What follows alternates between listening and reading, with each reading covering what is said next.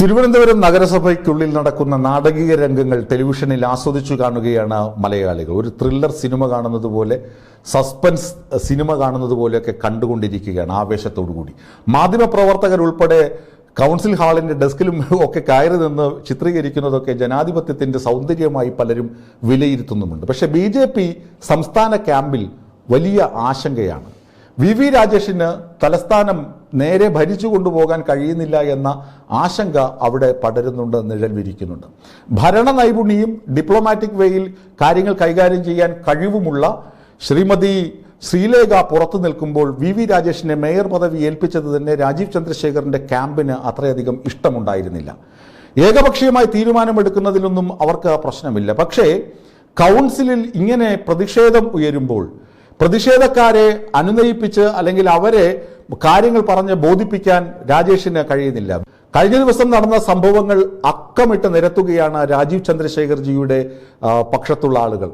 പ്രത്യേകിച്ച് രാജീവ് ചന്ദ്രശേഖർജി സംസ്ഥാന പ്രസിഡന്റായി വരുമ്പോൾ വിമർശനം ഉന്നയിച്ച പോസ്റ്റർ പതിച്ച രാജേഷിനെ മേയർ സ്ഥാനത്തേക്ക് ഉയർത്തിക്കാട്ടുന്നതിന് രാജീവ് ചന്ദ്രശേഖറും അദ്ദേഹത്തിനൊപ്പം നിൽക്കുന്ന ആളുകളും എതിർപ്പ് പ്രകടിപ്പിച്ചിരുന്നു. പകരം ശ്രീലേഖയെ കൗൺസിലർ മേയറാക്കുക എന്നതായിരുന്നു അവരുടെ ലക്ഷ്യം. മേയറാകാൻ ശ്രീലേഖയ്ക്ക് കഴിയാതെ പോയി.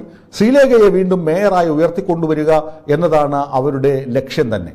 രാജേഷിനെ മാറ്റി നിർത്തുക എന്നത് ഇപ്പോൾ ക്ഷിപ്രസാധ്യമായ ഒന്നല്ലതാനും. കാരണം രാജേഷിന് പുറത്ത് ധാരാളം അണികളുണ്ട്. ആവേശത്തോടുകൂടി രാജേഷിന് വേണ്ടി മുദ്രാവാക്യം വിളിക്കുന്ന ആളുകളുണ്ട്.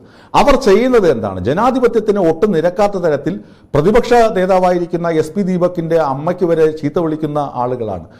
അതുപോലെ തന്നെ ശബരിനാഥിനെ അത്തരത്തിൽ ആക്രമിക്കുന്ന ആളുകളാണ്. യാതൊരു നിലവാരവുമില്ലാത്ത ആളുകളാണ്. കേരളത്തിൽ തിരുവനന്തപുരത്ത്, പ്രത്യേകിച്ച് തിരുവനന്തപുരത്ത് ഏറ്റവും അധികം ബ്യൂറോക്രാറ്റുകളും അതുപോലെ തന്നെ ഭരണസിരാകേന്ദ്രമായതുകൊണ്ട് തന്നെ ഭരണവുമായും സർക്കാർ ഉദ്യോഗസ്ഥ തലത്തിലുമൊക്കെയുള്ള ആളുകൾ തിങ്ങിപ്പാർക്കുന്ന സ്ഥലമാണ്. പല ആളുകൾക്കും ഇത്തരം നടപടികൾ, നിലവാരം കുറഞ്ഞ നടപടികൾ ഒട്ടും ഇഷ്ടപ്പെടുന്നില്ല. അത് തലസ്ഥാനത്ത് BJPക്ക് ക്ഷീണമുണ്ടാകും.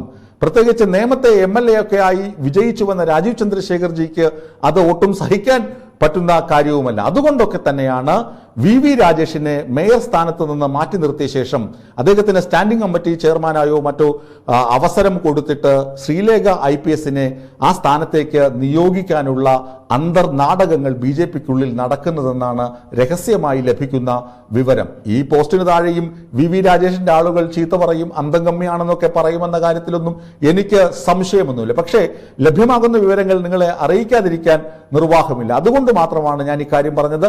അതുകൊണ്ട് രാജേഷ് രാജി വയ്ക്കാൻ തയ്യാറല്ല. ഒരു പരിധിവരെ ചിലപ്പോൾ രാജി വച്ചാൽ തന്നെ അത് വലിയ വിവാദങ്ങളിലേക്ക് പോകുമെന്ന ഭയം ഒരു ഭാഗത്ത്, ഒരു പക്ഷത്തുണ്ട്.